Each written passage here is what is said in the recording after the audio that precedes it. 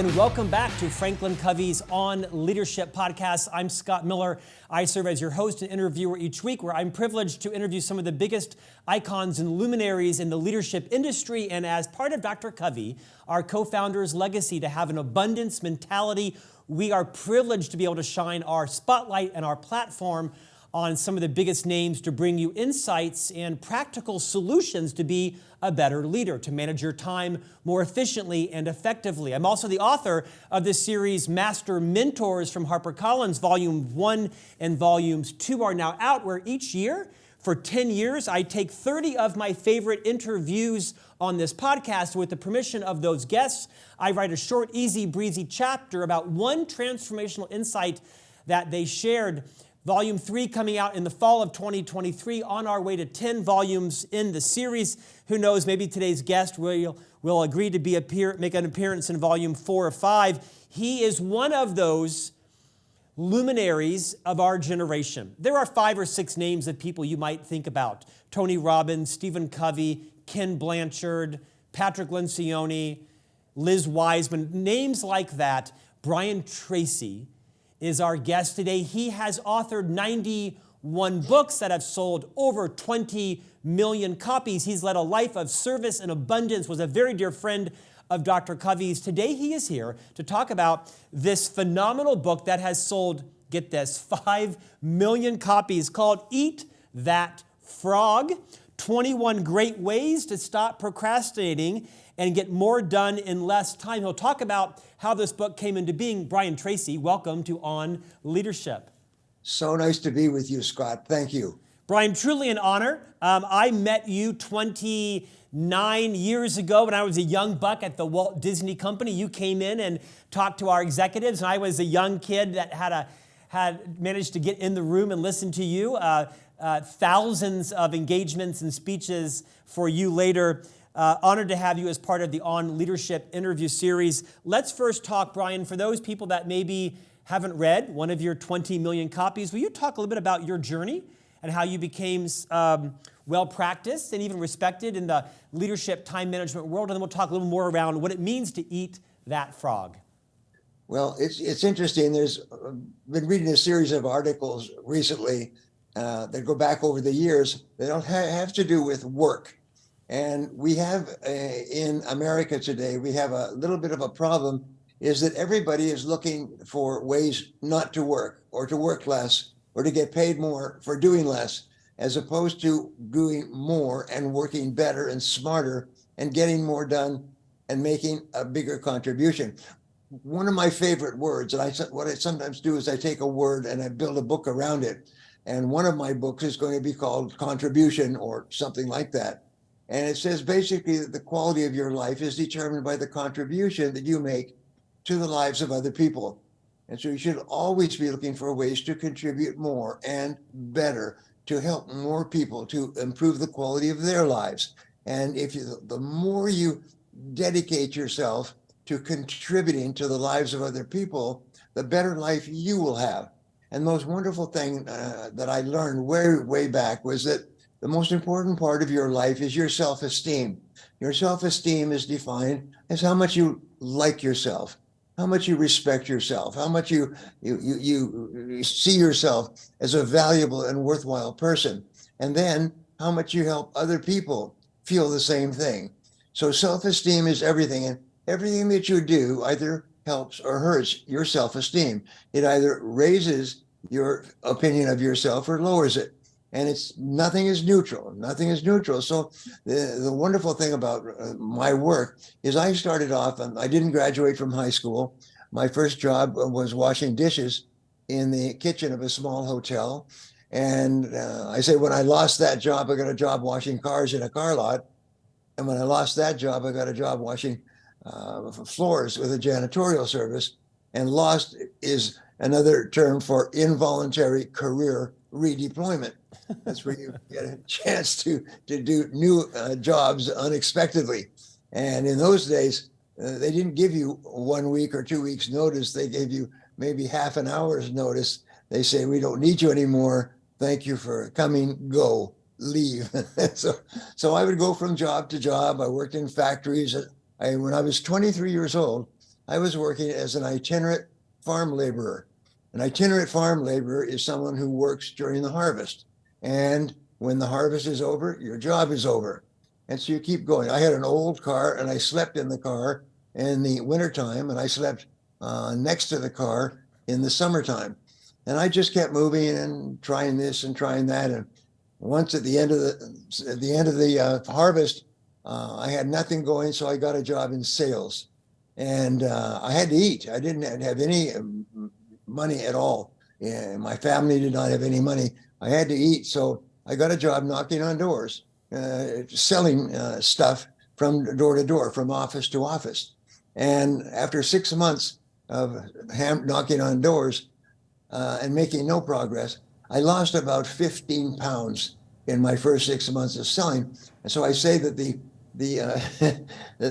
best weight loss program in America is starting off selling something without any sales training. So you just go and knock on doors and you speak as fast as you can, hoping that they will find in this cloud of speaking a reason to buy your product.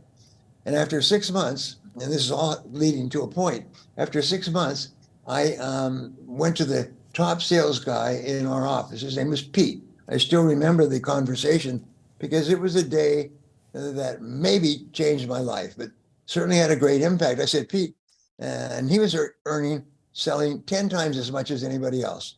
We had about 15 salespeople in the office, and I would start work at 8 o'clock in the morning, knocking on doors. And I used to run from door to door so I could get rejected more often and increase the odds that I'd find someone who would buy. And that's like my first sale came after 30 days when I knocked on the door at 9:30 at night, and a couple came to the door, and I said that I'm selling this product. And they said, we were just thinking of buying one of those products. And they bought my first product, and my commission was $50, and it changed my life. And so anyway, so I went to Pete. I said, Pete, how come you're making so much more money than me? You don't even seem to work. He'd roll into the office at 9 or 9:30. He'd go for lunch. He'd quit work at 9:30, go out with nice girls. He had a pocket full of $20 bills. I mean, I said, well, how come you're doing this? He said, well, show me your sales presentation and I'll critique it for you. And I said, well, I've heard about a thing called a sales presentation, but I've never seen one, and I don't know what I do. So what do you do when you meet a prospect? Oh, I just tell them how good our product is and how they should have it and how helpful it'll be. And he says, no, that's not how you sell. He said, you sell by asking questions. You sell by asking questions to determine whether or not this person you're talking to is a prospect, one who can and will buy and use your product, or a suspect, someone who's just out there. And I had never heard that before. I assumed everybody who was breathing was a prospect. And I would just talk until their eyes rolled and they'd look at their watch and they'd tell me that they were too busy and life would go on and show me to the door. Well, so I said, well, what questions do you ask? And I remember we were sitting on a park bench across the street from the office, and he took out a piece of paper, like a pad of paper like this. And he said, well, for example, here's the first question you ask. And he gave me a series of questions, like a funnel, 7 questions from the general to the specific, at which point you ask the person to buy. And I'm writing it down as fast as I could. And I'd never seen an orderly presentation before. And I went out for the rest of the day and I used the presentation and I asked questions rather than talking. And I made more sales in that day than I'd made in a week or a month. And so I went back to him the next day. I said, what else? That really works. He said, well, have you read any books on selling? I said, are there books on selling? Because I love to read. And loving to read, by the way, it makes all the difference in your life. I love to read. He said, yeah, we'll go down to the bookstore. Well, I'd been to lots of bookstores to get books, mostly fiction. And so I went to the bookstore. I said, do you have any books on selling? Oh, yeah, you just go to the business section. And so I went to the business section, and I still remember the first sales book I ever bought, and it was called How to Sell Well. And it was by a very 30-year professional And I read the book and I couldn't believe the beautiful things that it taught and what to ask and how to organize and how to plan and position yourself against your competition and so on. I just couldn't believe it. So I read that book and I read it and underlined it and read it. And I began to use these techniques and my sales went up and up and up. What I learned was something that changed my life forever. And I taught it to millions of people all over the world. It's the law of cause and effect. And I call it the Aristotelian principle of causality, which says that there's a reason for everything that happens. And that if you want to achieve a goal of some kind, find someone who's achieved the goal and find out what they did. And then do the same thing they did, and you'll soon get the same result. So I did, and they did. And within a year, I had 94 people working for me in 6 countries as salespeople, and I was getting an override on them. I was making more money than I'd ever made in my life. I never believed it. And I realized that there's a reason for everything. If you want to be rich, for example, just find out what rich people do in whatever field you're in and do the same thing over and over again until you master their skills. And you'll soon get the same results they do. And so I began to teach this to my sales staff. And then I was asked to give my talk on how to achieve goals for other people. And other people began to succeed and earn more money than they'd ever earned before. And I began to study every conceivable subject that I wanted to master. And soon my income was beyond imagination. I remember when I made more than my father for the first time, and then I read more books and I tried more of these things. So what I learned was this: is that you can achieve anything that you want in life if you just find out how other people have achieved it and just work on it and do it over and over again till you get the same results. Well, over time, I was successful as a salesperson, then as a sales manager, then as a sales executive. Then I began to work for different companies. Then I built my own company. I started or built or managed 22 different companies, and my life changed forever. And for our friends who are watching today, what Stephen Covey did is he showed pretty much the same thing. Is if you find out what other successful, happy people are doing and do the same thing, you'll be successful and happy too. Do you want to be rich? Well, it's astonishing when a person finds the way to become wealthy, they have an irresistible urge to tell other people how they did it. And so every single successful people has written book after book. I began to read the books by the success experts, and I took notes and underlined, and I go back and reread them. And then I create a précis of the book, and I reread the précis in the morning and in the evening. And soon my income just started stepping up, going up and up. I began to teach my guys how to do it, my guys and girls for that matter, and their income began to go up and up and up. And that's then we jumped forward. Soon I began doing seminars in my own hometown, and then in other towns, and then in other countries. I've now given more than 5,000 seminars, most of them full-day seminars in 84 countries, according to my calculations. And countless of those people have become millionaires, multimillionaires, and even billionaires. There's 3 people who have invited me, hired me, and told me that my ideas took them from literally rags to riches. So some of my friends are the richest people in the world, and they just simply followed the things that I'm teaching you right now. So that's what I've done. And my whole life has been focused on helping people to create wonderful lives for themselves. And it's astonishing. People who are going nowhere, going around in circles in their 20s, 30s, and 40s. And finally, they stumbled across my material, and their lives changed forever. So that has been my whole life, and really that's why we're talking today. And the wonderful thing is that nobody's better than you, and nobody's smarter than you. As a matter of fact, there's nothing that will make you matter than to find somebody who is dumber than you, who's making more money than you.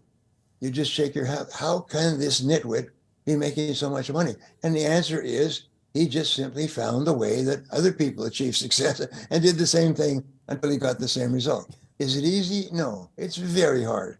It starts early in the morning. Successful people, and I've studied millionaires and billionaires. I've written a book on millionaires and billionaires and the specific habits that they practice every day to get to where they are. And it's astonishing. People buy the book or listen to the audio program or attend one of my seminars, and they get results out of all proportion from the effort that they put in. And so can you. And pretty soon I discovered a whole new world of audio tape listening. And in the early 80s, it was just starting to take off. And I was doing it, giving a 2-day seminar, and I gave the seminar over and over. And then finally I recorded it with a handheld recorder. And I took it and I put it into a cassette box and began to sell it at my seminars. And my wife insisted that I send it to Nightingale Conant, which were the giants in the world at that time for audio tape listening. And I resisted it because I didn't think I was good enough. By the way, the biggest single obstacle to success is the feeling, I'm not good enough. I'm not good enough. I'm not good enough. Other people are better than me. And she kept insisting. So finally I phoned Nightingale Conant. I was living in Edmonton, Alberta. I phoned Nightingale Conant in Chicago. And I said, I have this audio program on success that's very popular. And I was wondering if you'd be interested in listening to it to see if you might produce it. And they said, sure, send it down to us and we'll take a look at it. And so I did. And I called them back the next week and I said, did you get my program? They said, yes. The owner of the company, Lloyd Conant, was leaving the office on Friday. And he said, do we have any new programs in the mail? And I gave it to him. It's the secretary, receptionist. I gave it to him to listen to. And he came in on Friday. He says, I like it. We're going to produce it. Well, that's the same as, sending a handmade video to MGM Grand, and they call you back and tell you they're going to star you in a major movie. It was shocking. He said, how soon can you come down here to put together the contract? And I said, I was doing a seminar in Toronto on Friday, and this was Wednesday. I said, how about tomorrow? And they said, okay. And I got a plane ticket. I went through Chicago on my way to Toronto, and I was there that night. I met them the next day. We signed a contract. They produced the program, which is called The Psychology of Achievement, and it became the best success program in the world in 30, 40 languages. And my career just exploded. And then they said, you got anything else? They said, well, like what? Well, we like to produce a program on sales every year, and we don't have anything in that slot. I said, well, I've been in sales for more than 20 years. They said, well, could you do a program for us on selling? And these are 6 to 7 hour programs. There's 6 cassettes with about 30 to 40 minutes on either side. So I wrote out the program and advertised and brought in 500 people to a convention center, and I had some professionals record it, and I gave the program. It was a 2-day program when I gave it. I'm trying to think. No, it was a 1-day program. But anyway, and I sent them the program, and they said, this is great stuff. It was called The Psychology of Selling. It became the best-selling sales program in the history of the world. And they did a study, Nightingale Conant did a study about 3 years later. They found that more people became millionaires after listening and practicing the psychology of selling than any other sales influence in the world today. And it's now in, again, 30, 40 languages. People live, I say, in big houses on the hill, and they have great families, and their kids are in private schools. And it was just so wonderful because I just took what I had learned in thousands of hours of study and practice, and I showed them how they could do it themselves. And they did, and they got the same results. And so everywhere I go, and I started to give seminars, the first seminar I gave, public seminar, had 7 people. The second had 12 people. The third had 15 people. A year after these programs were released, I had 1,000 people and 1,500 and 2,000 and 3,000 people, and they filled the auditoriums all over the country. It was just an amazing thing because Most people, my people, you, are people who want to do the very best with their lives. They want to maximize their potential. They want to earn more money. They want to do more things for their family. And so I just showed them how to do it. And everything I showed them is very simple and clear, and it works every time. So that's basically been my life. I started to get booked overseas. Soon I'm speaking all over Asia and all over Europe, plus South America, Africa, and so on. And people literally transformed their lives. So now with COVID, it's interesting. I hit the age of 75 just as they shut down the sailing field because of COVID. You couldn't interact with people face to face. You couldn't do seminars. You couldn't do any kind of speaking because you couldn't get together. So the age of 75, I thought, well, I think I'll back off. And then they shut down the sales training business, and I was involuntarily backed off. So that's where we are today. And now the phone starts to ring. What happened, with you and I today, what happened is that my birthday is January 5th, and I got back home from my vacation in Hawaii on January 10th. And the phone rang and they said, could you do a seminar for us? And I said, well, you can't do them anymore because it's illegal to have that many people close together. I said, no, you can do it by Zoom, very much like what we're doing today. And that's still a viable form of communication. So I hadn't even thought about that. So I said, sure. So I started doing Zoom seminars about 3 days a week. It was paid well and was very effective. It helped an enormous number of people. I did a seminar about 3 months later, my Zoom business. We had a seminar for 18,000 people in Singapore, but it wasn't 18,000 people in Singapore. It was 18,000 people, and they were marketed all over Southeast Asia because my stuff is in all kinds of languages.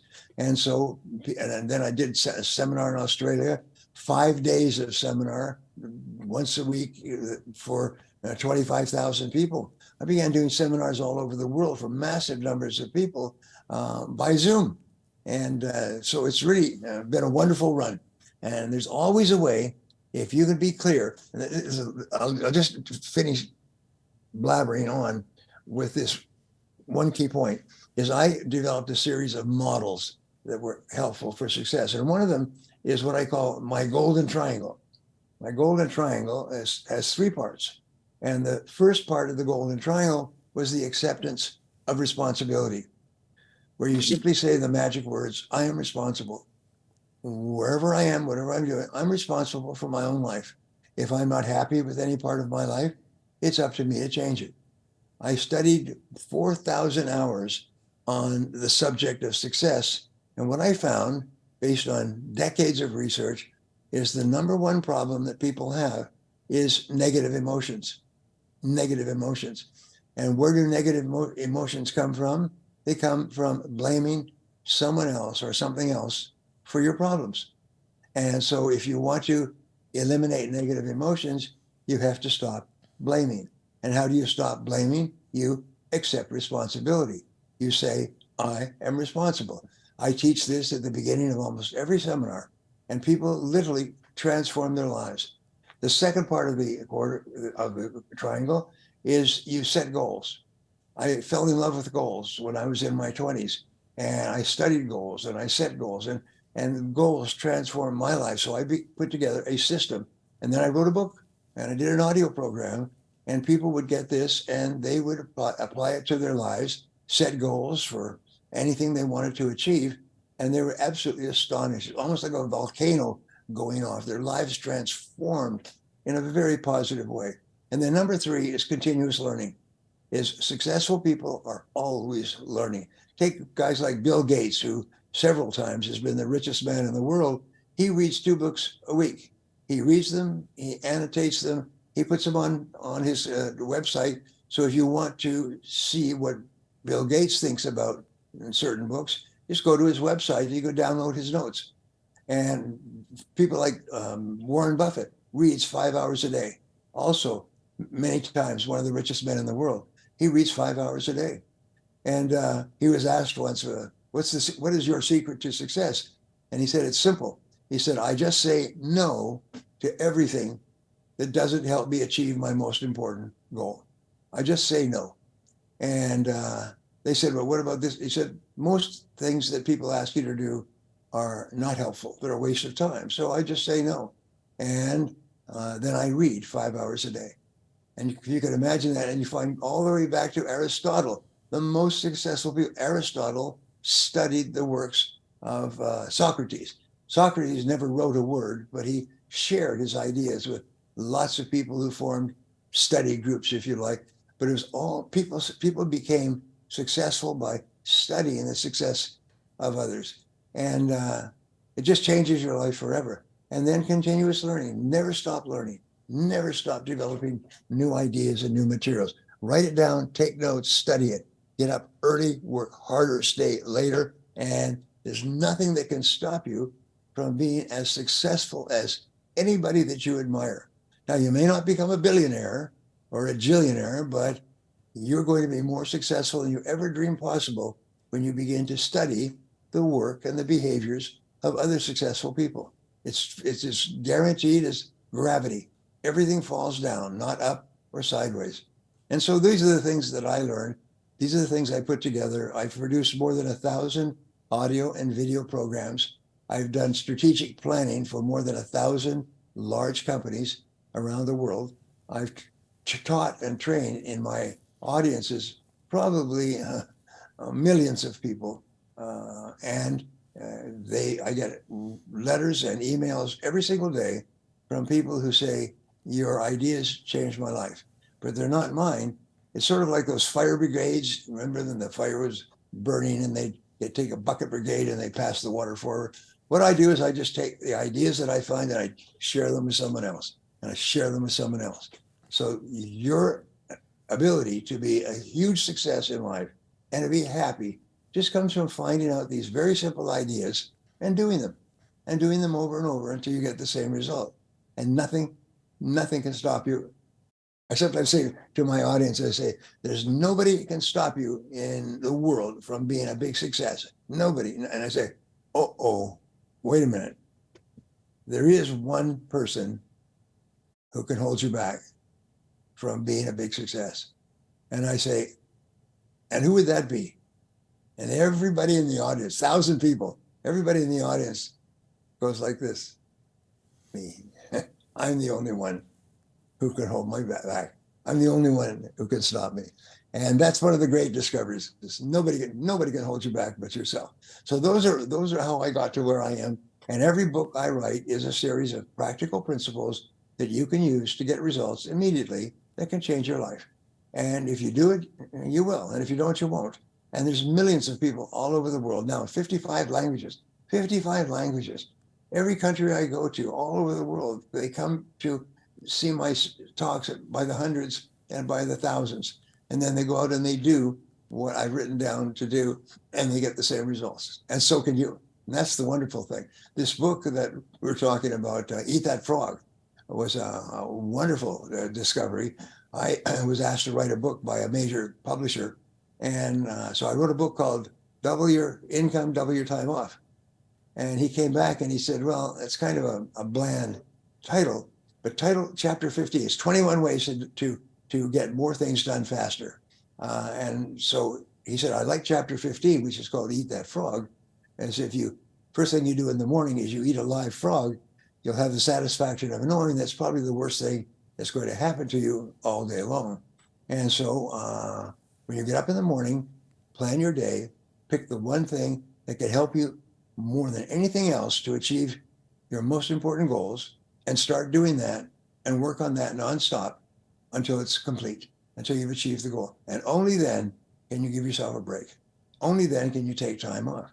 So it's just get up in the morning, plan your day, start on number one, and stay with it till it's done. And surprise, surprise, if you develop the habit of that, so it's locked in, it's just an automatic thing that you do, you are going to be more successful within the next few weeks than maybe you've ever been in your whole life. So those are my thoughts and ideas. I've sort of summarized some of them in this introduction. So I now throw it open to you. If you have any questions, if anything I can expand on. Brian, thank you for your generosity. To our listeners and viewers, as a podcast host, when you are in the presence of greatness, you know to just be quiet. And I'm delighted that, Brian, you were generous enough to share your history, some of the insights that I was riveted listening to in terms of, no one is smarter than I am, and I'm the only person that can actually get in my way of success. I'm going to re-listen to that on multiple occasions. Brian, this book you've written of 90 plus books, Eat That Frog, is a phenomenon. I mean, it has sold 5 million copies. It has a very pragmatic approach to setting priorities and managing your time. And I only have a couple of questions for you before we conclude. And that is, one, you talk a lot about the role that clarity plays in personal productivity. I once recently heard Brene Brown say that clear is kind. Of course, she's talking about clarity in relationships. Talk about the role and how we achieve clarity to increase our personal productivity. Yes, well, it's like the difference between driving through fog and driving on a clear day on a clear highway. And so the first thing that I teach, and I'm glad you mentioned that because it's one of my favorite words, is in order for you to be successful, you must be absolutely clear about what success means to you. Exactly what do you want to do and be and have? I'll give you an example. I am happily married to Barbara, who's a fabulous woman. We've been together 45 years. We have 4 children and I think 17 grandchildren. And when I was a young man, I decided that I'm going to make a list of what I want, the perfect woman for me. And so I read something about, being clear about who you want, because other than that, when you meet the person, you won't recognize them and you just keep on going. So I wrote down every single thing that I wanted to have in the perfect woman. And every time I thought of something new, I saw it on television or newspaper and wrote it down. Came out with more than 40 things that I wanted in the perfect woman. And I met Barbara and sort of going back and forth. We were taking courses at the University of Alberta. And I looked at my list and I realized that she just might be the right one. Anyway, she asked me for advice. She said she wasn't very happy in her current relationship. What advice would I give her if she wanted to be happier? I said, well, do what I do. Write down everything you want to have in the perfect person. She said, well, that's not romantic. I mean, you should just sort of let it happen. I said, no, it's too important to just let it happen. You got to be really clear. You got to think about it, because when you decide what you want, you're simultaneously deciding what you don't want. And so she said, well, that's interesting to think about. And we met and had coffee every once a week or 2 weeks at the university. And one day she called me up and she said, I'd like to talk to you. And I said, okay. And we met her for a cup of coffee. And she said, followed your advice. And I wrote down everything I want in the perfect person. And I said, well, that's nice. That's good. That's very smart. And she said, it's you. And I still remember, I was shocked. It's me. It's you. You have all the qualities that I want in the perfect person. And then she said, we joke about this. Then she said, so now what are you going to do? Now what are you going to do? I said, well, geez, I have to think about this. And I checked my list and I realized that she was the perfect person on my list. And we've been happily married for 44 years and wonderful kids and grandchildren and everything else. But the wonderful thing is, the most important decision you ever make, by the way, is the person you select to live with, to get married to. So therefore, make a list. And as you think of new things, write it down, keep writing it down. And the most wonderful thing is that the universe will set up a force field of energy and starts to draw into your life the perfect person for you. And that's exactly what happened to me. The reason I told her that was because I had read it somewhere, and I told lots of people who were not happy. I said, well, I read this story about how important it is to write out a description of the perfect person for you. And so they did, and they met the perfect person. They may have been drifting for weeks, months, years. And within a few weeks, they ran into the perfect person at a bus stop or in a coffee shop or in an office. And so I suggest that to you. Now, let's say that you want to be successful. Write down a description of what it would be to be successful. How much you would weigh, how much you would earn, what kind of home you would live in, what kind of job you would have, everything. And because the most amazing thing is that your mind, we actually, this is something that I've taught, which people just are so happy about. There's three minds, and Freud wrote about this. There's the conscious mind, which we use as our operating mind. There's the subconscious mind, which is like a data storehouse. It just stores all the information, knowledge, and experiences you have. And then there's a third mind, and it's called the superconscious mind. And superconscious mind is referred to many different ways, but basically it's a universal mind that has all the knowledge of the universe in it, and you can tap into it at any time. Just like now with an iPhone, you could communicate with a friend on the other side of the world in a matter of seconds. Well, with the superconscious mind is even faster than that.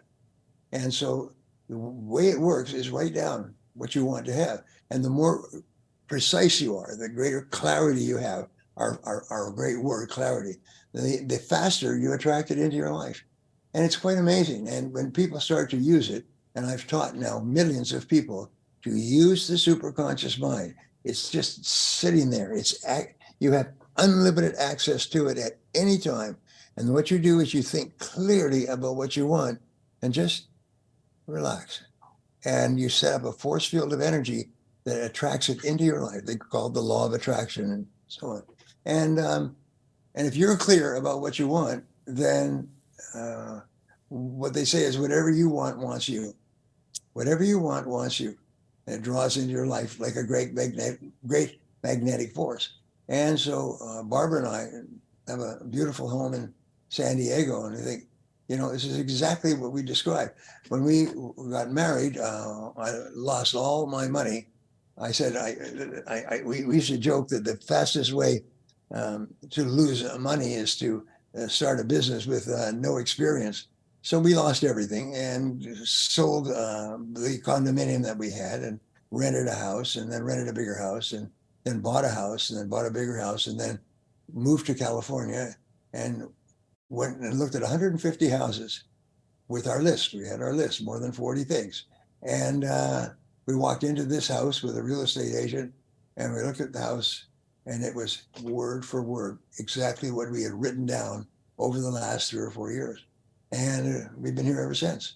It's just a perfect house. And anyway, so these things work because every time I share them with people, they come back to me afterwards or send me emails and say, it worked. It worked. It worked. It worked.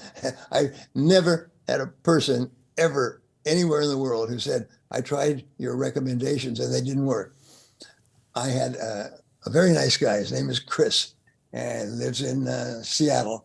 And I went there to give a seminar, a big public seminar. And he was at the seminar. Actually, his home is in Portland. And he driven up to come to the seminar. And I recognized him. He was a nice guy, positive. And I said, hi, how are you doing? He said, I'm doing fine. He said, it's been about 3 or 4 years since I he went through my seminar. He said, but Brian, he said, I'm sorry to say your idea about planning your work, that if you do this, you'll double your income in 10 years. He said, doesn't work.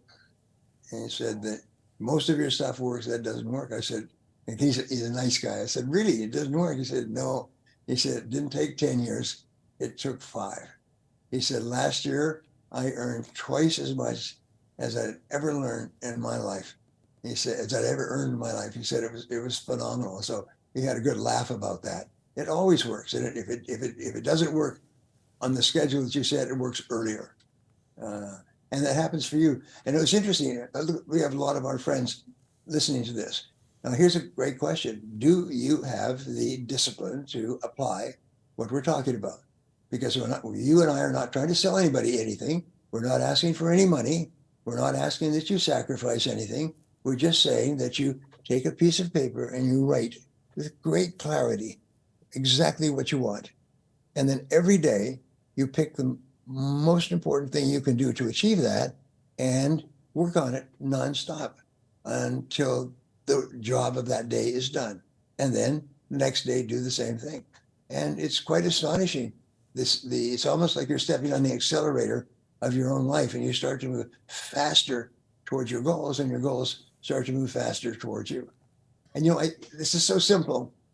Einstein said, one of my favorite quotes, he said, if you cannot explain your goal to a 6-year-old child and have the 6-year-old child understand it so clearly that he or she can explain it to someone else and they can understand it as well, he said, then you don't know what your goal is. So it's got to be so clear that a 6-year-old can understand it. So what I've explained to you is so clear that a 6-year-old can understand it. And all you have to do is do what we said. The success, we said, starts with a pen and a piece of paper, and you becoming perfectly clear about what it is you want and when you want it. And you write it down and you work on it every day. And it's astonishing. People will say you're lucky, or you're just lucky. No, you're not lucky. You made a decision that this is what I want and this is what I need to do to get it, and you'll get it, and faster than you could ever believe. So these have been the things that have changed my life. I've written 91 books. Every one of the books is loaded with practical ideas and information that you can apply immediately to get more and better results. And so the only question is, how badly do you want what you say you want? Because if you really want it, you will have the discipline to do what you need to do to make it a reality. Brian, I have one final question. Our time is ending.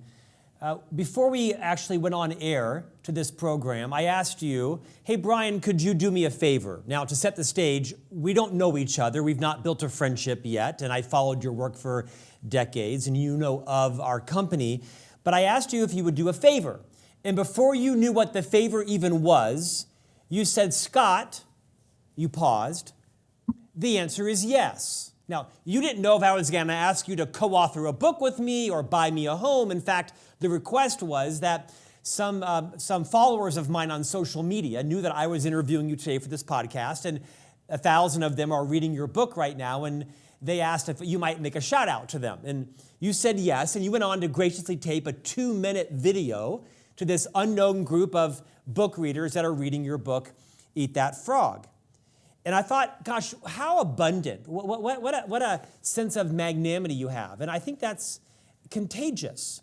And I'm also trying to reconcile this sense of you saying yes, not even knowing what my request was. You didn't know my intent, you didn't know my reputation, you didn't know my ask, with the discipline you shared from Warren Buffett, which basically is no to everything that doesn't progress my goal in life. How do you, we have a minute left, how do you advise people to live a life of abundance and to say yes to people, to help people get what they want and they'll help you get what you want, with the discipline of saying no if it could actually hijack your own goals? How do you balance that? Well, first of all, you and I met many years ago, which you reminded me of. And so what you asked me is, I have a favor for you. And my response was, before you ask, the answer is yes.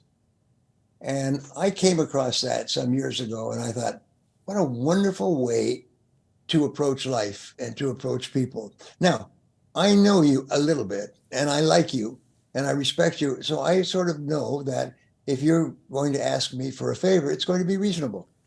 Yeah. So therefore, I don't have to say, well, could you write it down in a letter? I've had many people where I've asked them for something. They said, well, can you send me a letter or something and let me think about it for a while and so on. And no, you are a nice guy. You're smart, and you're working with Stephen Covey, who is one of my great mentors and friends. And I want to tell you a Stephen Covey story in just a second. But I know that whatever you ask, it'll be reasonable and it'll be helpful to other people. So I just say, before you ask, the answer is yes. And that's my philosophy.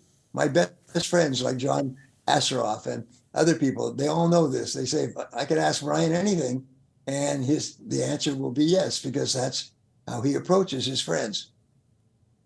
And so let me tell you a quick story, which I really like. Some years ago, I was trying to get into book publishing, and I was working with a literary agent in Dallas. Wonderful woman, very smart, and she asked me if I would write a testimonial for Stephen's book, 7 Habits of Highly Effective People. The book had come out and it sold reasonably well in hardcover, but the publisher was not going to go any further with it. They didn't think it had legs. They call it legs in the publishing industry. And so that because you're well known to thousands of people, if you could write a testimonial for the book, that would be really helpful. And, my philosophy before you ask, the answer is yes. And I had read Stephen's book and I had listened to the audio version of it. And a good friend of mine was actually giving his seminar on video. And so I sat down and I wrote a short and very pointed testimonial. And the testimonial was, Stephen Covey is the new American Socrates. Brian Tracy. Well, they took this. She said, this is good. She took this to the publishers, Simon & Schuster in New York, and they said, this is good. Let us revisit the idea of publishing the book, republishing the book. And they decided to bring it back out in paperback. And the cover of the paperback was, this, Stephen Covey is the new American Socrates. And then it was the book, 7 Habits of Highly Effective People, and then Stephen Covey. And the book came out in its second printing and became one of the best-selling books in the history of the world. More and more people picked it up in the paperback version and recommended it to other people and so on.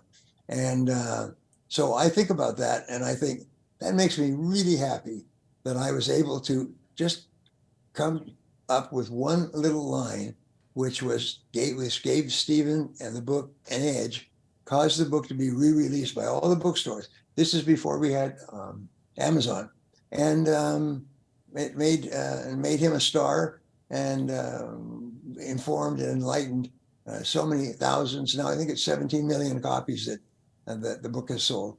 And I thought, isn't that great? Is that somebody asks me for a testimonial, and I give them a testimonial, and it's really helpful. And the rest is, as they say, the rest is history. So so whenever you get a chance to do a favor for someone, remember you're doing something that is sort of throwing seeds into the universe, and you never know what will happen. You never know who will be affected by it. So always, if you know the person, if you like the person, always say yes. Always say yes. Hey, Brian Tracy, can I feature you in Master Mentors Volume 4 as one of my master mentors? Absolutely not. Absolutely not. Before you ask, the answer is yes. Of course I will. Brian Tracy, thank you for sharing that tender story about Dr. Covey. Thank you for what you did to light a fire under his masterpiece, The 7 Habits. Thank you for your time today. Again, when you are in the presence of greatness as a host, just be quiet and let the lessons flow out. Brian Tracy, your book of many books is Eat That Frog, 21 Great Ways to Stop Procrastinating and Get More Done in Less Time, as relevant today as it was when you first authored it. Thank you for joining us today on our podcast. Great pleasure. Thank you very much. And thank you everyone for listening. God bless you. I wish you a wonderful life.